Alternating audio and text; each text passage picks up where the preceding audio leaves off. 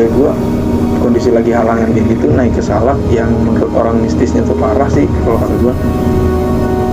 Dia bukan ngerasain, dia malah ngeliat. Dia lagi tidur sekitar jam 12-an, dia nggak bisa tidur tuh. Nggak bisa tidur juga dia pas lagi nengok ke tenda atas, bagian atas gitu, dia ngeliat kayak ada makhluk itu gede banget. Gue kas lagi, gue ketemu lagi bang. Tapi dia tuh balik lagi ke tempat, dia kan dari kanan ke kiri. Dan pas gue liat yang kedua itu dia dari kiri ke kanan, lewat lagi. Harusnya tuh gue planning tuh jam 3 itu maksimal gue udah nyampe pos. Jam 3 sore tuh gue udah nyampe harusnya tenda gue yang itu. Ternyata melenceng. Gue sampai situ jam setengah 6 bang, hampir maghrib. Maghrib di situ. Kalau gue sama anak-anak gue prinsip gue gini bang, lu ketemu hal mistis di gunung jangan pernah cerita.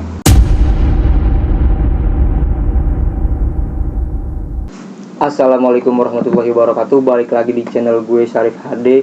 Dan kesempatan pada malam hari ini gue ditemani oleh Bang Andi. Gimana Bang Andi, kabar sehat? Alhamdulillah sehat. Alhamdulillah sehat. Sekarang kesibukan lu ngapain Bang?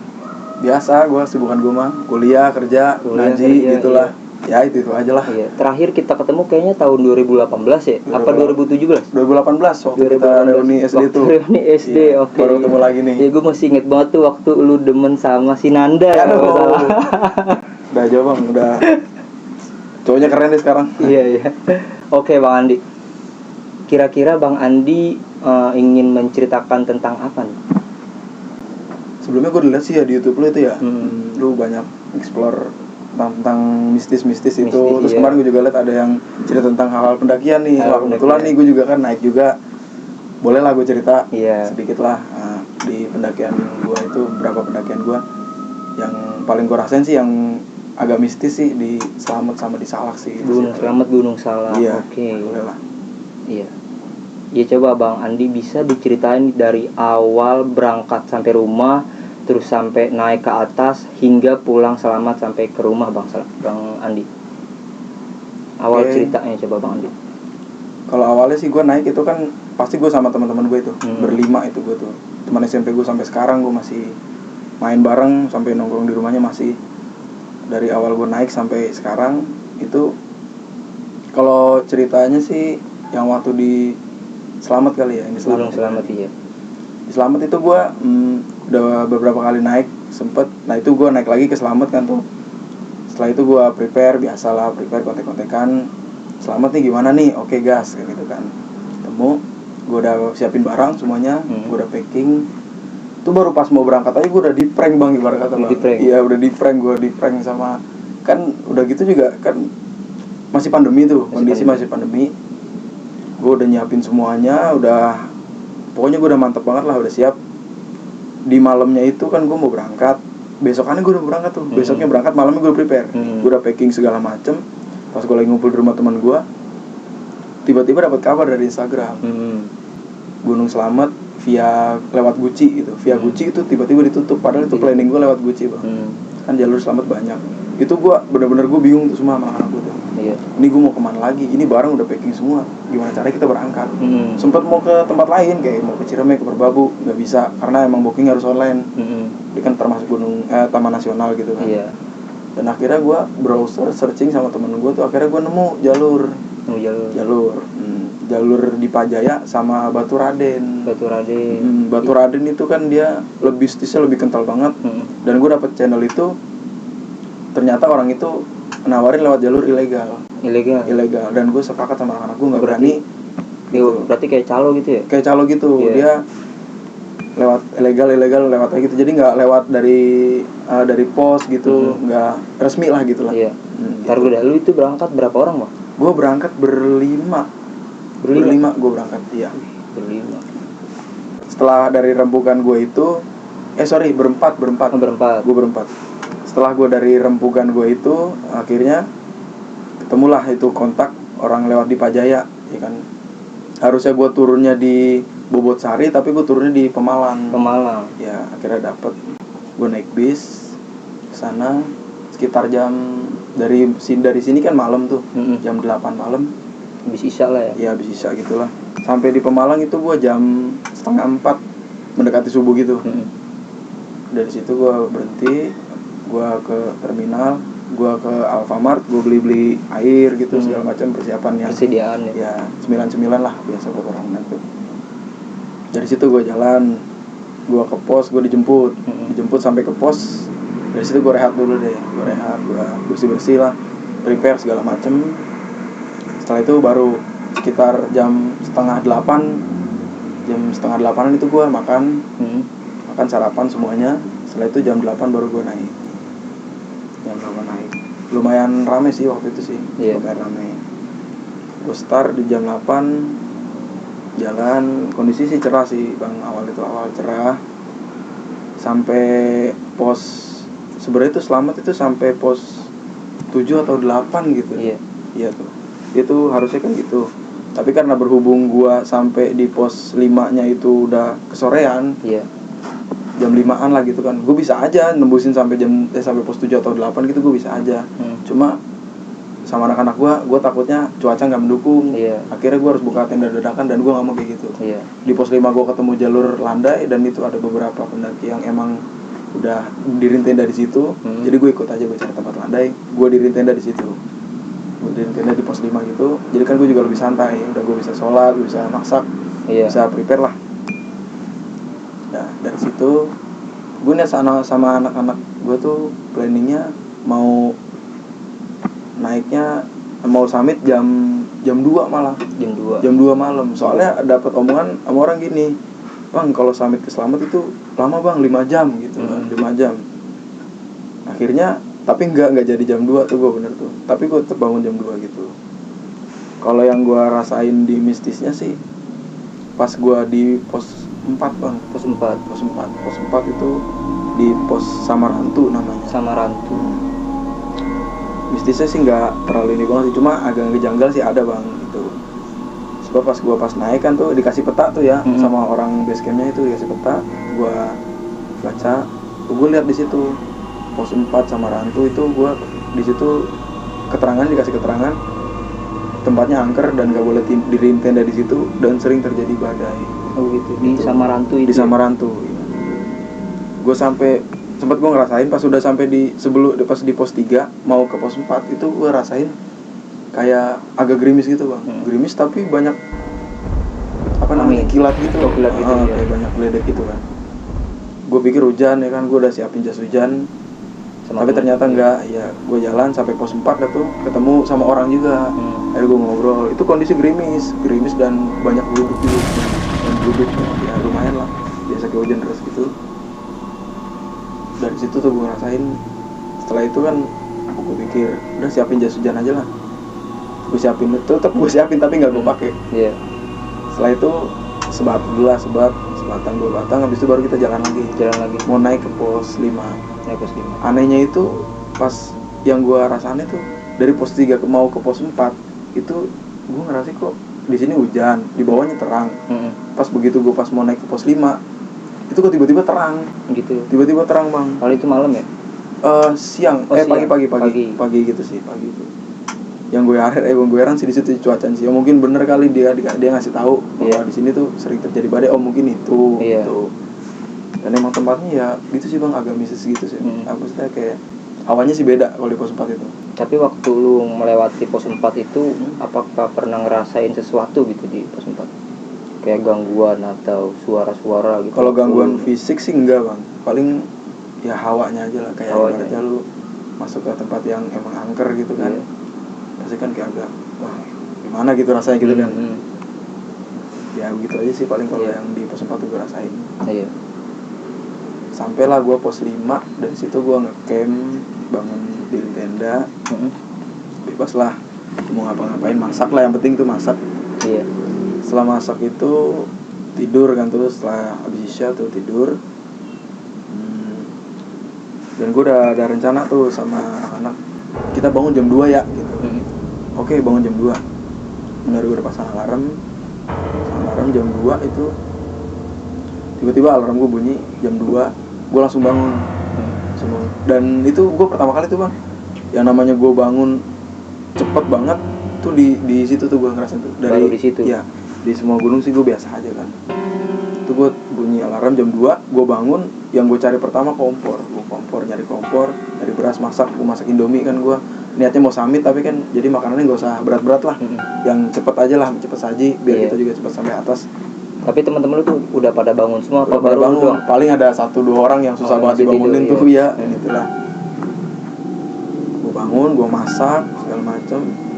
Nah pas gue bangun, gue cari kompor, gue udah ketemu kompornya, ketemu beras, udah mau masak Indomie, gue buka tenda bang.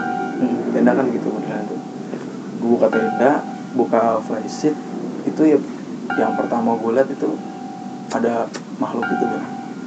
Wih, makhluk apa tuh? Gue ketemu tuh, nggak tahu modelannya apa, dia tuh lewat aja gitu bang, lewat. Oh, sekelibat gitu. Sekelibat, Iya. ya. Dan tapi itu berkali-kali bang. Iya. Gue buka flysheet, buka, dia lewat. Depan gue tuh emang ada pohon gede, dia lewat. Set. Dalam hati gue diam aja kan, dia menyebut. Lanjut gue masak bang, gue masak. Setelah itu gue lihat lagi, gue ya namanya orang iseng kan, memang tak kemana-mana kadang gitu. Gue kasih lagi, gue ketemu lagi bang. Tapi dia tuh balik lagi ke tempat, dia kan dari kanan ke kiri. Dan pas gue lihat yang kedua itu dia dari kiri ke kanan, lewat lagi dia. Iya. Iya. Tapi teman-teman lu pada tahu gak tuh? Temen gue nggak tahu. Kalau gue sama anak-anak gue prinsip gue gini bang, lu ketemu hal mistis di gunung jangan pernah cerita, Oh gitu. jangan pernah cerita. Kecuali nanti udah turun, lu baru ceritain semua. Anjir, tangan gue merinding tuh. Sumpah beneran, lu lihat sendiri kan? Ngeri banget. Wah gila lu, tangan gue merinding tuh. Terus. Wah seru nih. Tapi untungnya sih gue nggak ditongolin gitu sih bang, Iya. nggak ditongolin real gitu enggak sih. Cuma itu ya sekelibat ya, gitu ya? sekelibat gitu. Parno juga sih. Dan itu juga dan itu summit pertama gue bang, summit di malam hari itu pertama gue di Selamat itu. Setelah selesai semuanya doa bareng gue sama temen gue, ada beberapa pendaki juga yang naik tuh, gue malah jadinya ngaret. Gue dari jam 2 udah bangun, udah prepare makan, summit gue mulai setengah 4 gue baru jalan, udah prepare tuh jalan. Itu kondisi emang dingin banget sih, emang udaranya parah banget sih, dinginnya tuh parah. Emang kita rebutan oksigen, berarti gitu kalau sama kata orang-orang tuh. Iya. Ya kan kalau malam itu kan pohon itu mengeluarkan karbon dioksida, Iya. dan kita kan manusia butuh oksigen. Nah dari situ tuh kita tuh Gantian. iya, jadi lebih cepat ngos-ngosan gitu. Sempat bikin halu juga kan, jadi was-was takut kemana-mana gitu. Jalan bergandengan bang, jalan beriringan gitulah, berempat tuh jalan bareng. Alhamdulillah sih dari situ sih gue nggak ketemu apa-apa. Dari situnya sih gue nggak ketemu apa-apa. Nah pas gue mulai summit itu bang, pas gue di perjalanan itu yang lumayan gelap sih emang, jalan tuh banyak pohon bang. Sebelum di pos 9 tuh banyak pohon. Itu temen gue ada yang lihat. Sebelumnya itu kayak ada suara angin gitu. Iya. Angin gede banget gitu kan. Gitu. Iya. Aku juga sempat merinding kan, tiba-tiba angin gede gitu. Bener-bener gue takut kan. Santai tapi gue tetap relax.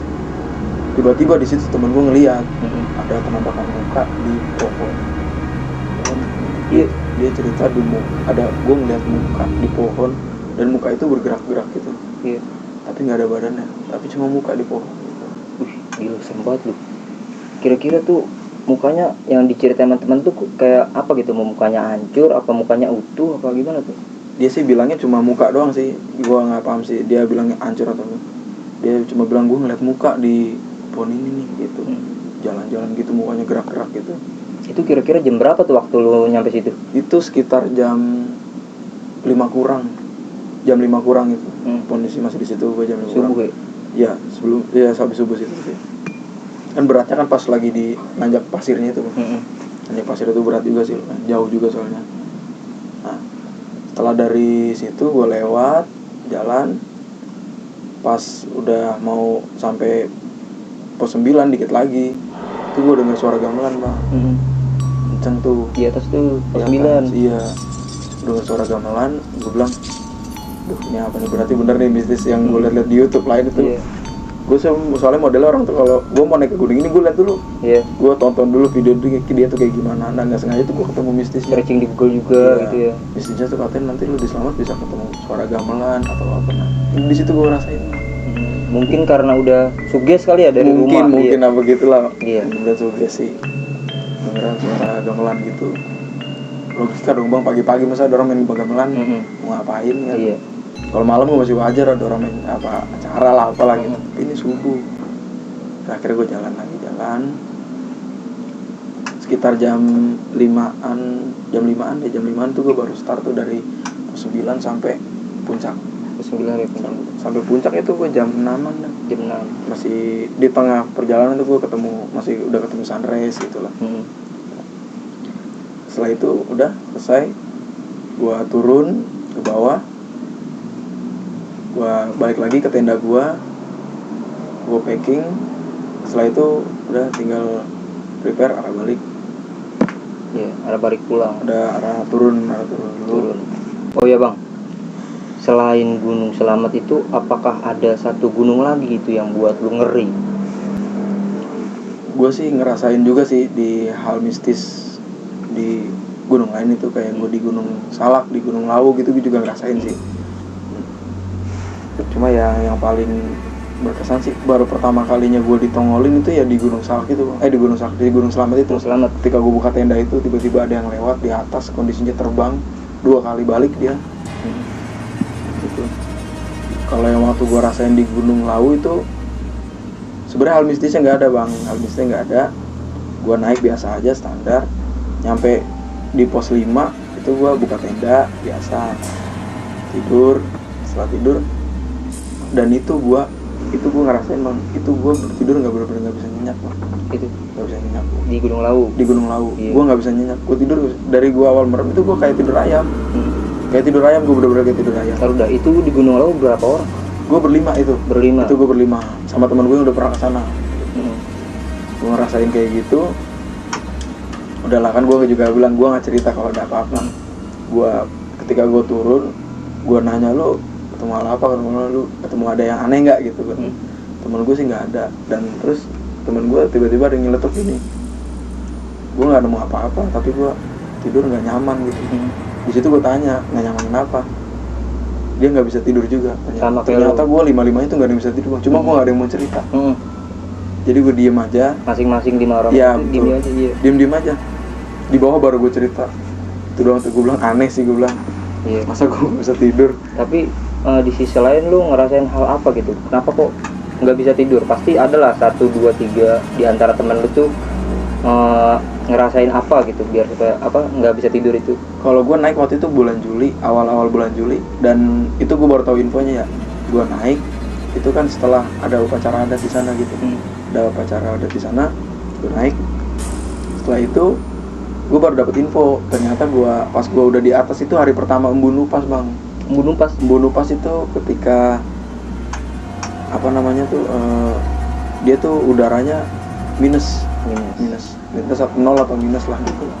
Jadi mungkin hawanya dingin banget gitu. Apa mungkin itu jadi salah satu faktor gue nggak bisa tidur mungkin. Gue nggak paham juga sih itu. Oh ya nih Bang Andi, sebelumnya gue pengen tanya nih, sebenarnya lu tuh naik gunung apa cuma sama temen-temen lu yang baru kenal, apa hanya bestie lu aja, apa gimana nih Bang Andi? Sama circle gue aja kan gitu. Iya, kali bisa diceritain atau dijelasin. Kalau gue naik itu paling sama temen-temen gue bang, sama temen-temen gue yang dari dulu gue naik gunung ya itu aja orangnya. Gue jarang banget yang namanya naik sama orang, 1-2 kali sih pasti pernah. Paling itu tuh gue juga pernah tuh ngajak cewek gue naik. Yang gue ke Salak itu gue ngajak cewek gue juga gitu. Gue ngajak cewek gue ajak teman gue juga. Dan gue nggak tahu kalau cewek gue tuh lagi halangan. Sebenarnya bukan cerita di gue sih, tapi di cewek gue itu sih dia ngerasanya tuh. Dia cerita kalau dia cerita ke gue pas sudah diturun. Dia cerita ke gue pas sudah di bawah, dia baru cerita. Tapi itu waktu lu jalan sama cewek itu berapa orang? Itu rame bang, rame. Gue sama anak-anak gue, terus teman gue juga sebagian ada ngajak lagi. Kekumpul itu sekitar 18 orang. 18 orang termasuk 18, sama cewek lu? Termasuk sama cewek gue. Itu gue naik dari Pasir Rengit di Bogor. Naik dari Pasir Rengit, ada yang pakai motor, ada yang pakai mobil, kan? Gue jalan, biasalah, biasa standar pendakian lah, paling naik sampai tuh gue jam 5 sore gue nyampe di helipad. Helipad itu dia camp yang di bawah helipad, helipad tuh masih di atas, gue di bawah helipad situ, di dekat kali gitu kan. gue ngecamp di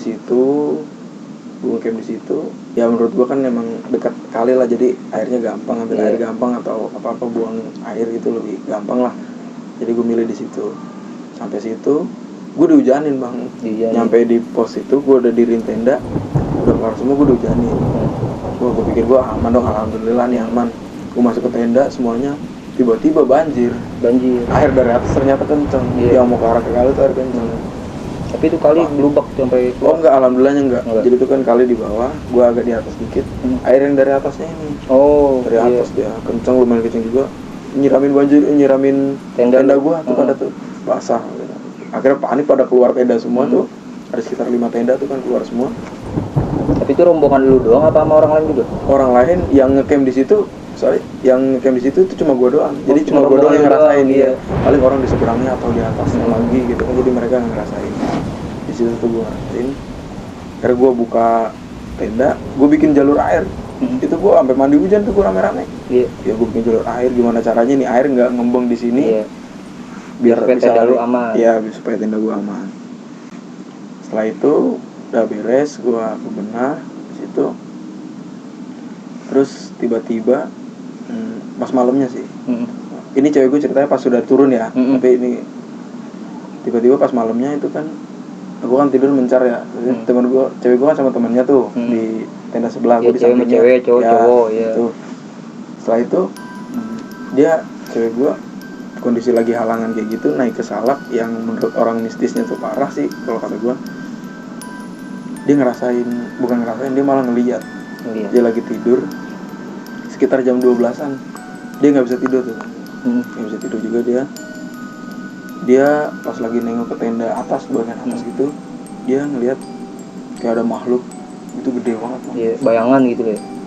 Iya, bayangan makhluk gitu gede, tapi dia ngeliat makhluknya gitu. Gua nggak tahu itu jenis apa. Padahal itu kan di dalam tenda, tapi dia ngeliat. Ngeliat. Dari atas itu kelihatan gitu. Dia dari teropong tenda gitu kan kelihatan. Bayangannya juga gede banget. Dia ngeliat tuh kondisinya tuh itu makhluk kayak lagi ngerubungin itu tendanya dia sendiri. Kayak ngerubungin itu, ntar dilepas lagi. Itu terus-terusan bang. Terus-terusan dia sampai nyebut-nyebut gitu. Akhirnya dia bisa tidur juga tuh. Terus akhirnya pagi baru bangun lagi. Baru datang kita prepare paginya kita mau summit. Kalau salah kan emang treknya parah bang. Jadi gue summit harus lebih pagi. Jam 6 atau jam 7-an gitu kan. Tadinya cewek gue larang buat naik summit, buat summit tuh, karena kan ya cewek, gue mikir cewek kan, terus kondisinya juga dia lagi halangan gitu. Tapi lu tahu waktu pas di situ gue tahu. Oh, pas udah naik gue tahu. Ya masih mau gue suruh turun, orang udah di setengah perjalanan nih, cukup nekat juga sih tuh emang orang. Akhirnya gue summit dari start jam 6 pagi itu gue summit. Truknya jalurnya parah banget, dan itu emang gue masih ketemu lumpur hidup bang. Gue ketemu lumpur hidup, terus di setengah perjalanan itu gue ketemu jalanan tanah becek gitu kan, itu ada telapak kaki. Bekas macan gitu. Oh gitu. Iya, bekas macan gitu dia.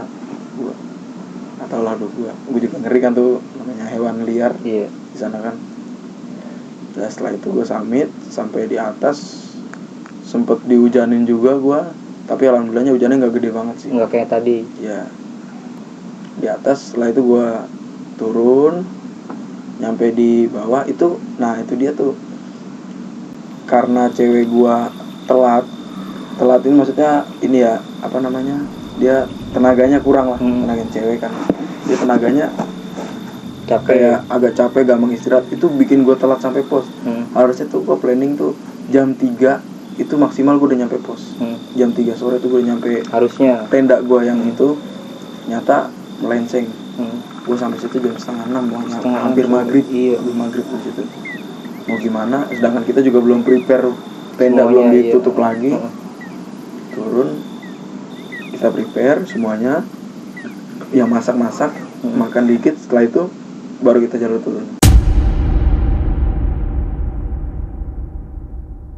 Akhirnya gue musyawarah, akhirnya kita nggak bisa lewat situ karena emang kondisinya malam dan itu kan air lumayan kenceng juga kan. Yang gue takut kita jatuh atau nanti keseret air segala macam gitu kan. Itu yang penting gue selamat dulu aja gitu. dari situ maghrib akhirnya gue naik lagi ke atas, naik lagi lewatin tenda gue yang tadi, gue lewat jalur Cidahu turun. Gue nggak sengaja ngeliat ke shelter ada kayak putih. Iya. Gue nggak yakin tuh apaan kan, gue pikir jas hujan. Gue itu gue biasa aja kan, gue bilang tanda lagi. Terus pas gue ngedeket, gue inget jas hujannya nggak ada yang warna putih. Gue mau naik ke tenda lagi, tiba-tiba pas gue lewat, wah bayangan gede banget bang. Mental gue udah kena banget kan ya, gue udah capek, mental gue kena. Gue awalnya ngotot mau turun, pas besokannya gue tanya, lu ngapa semalam? Gue dipanggil katanya, disuruh naik ke atas.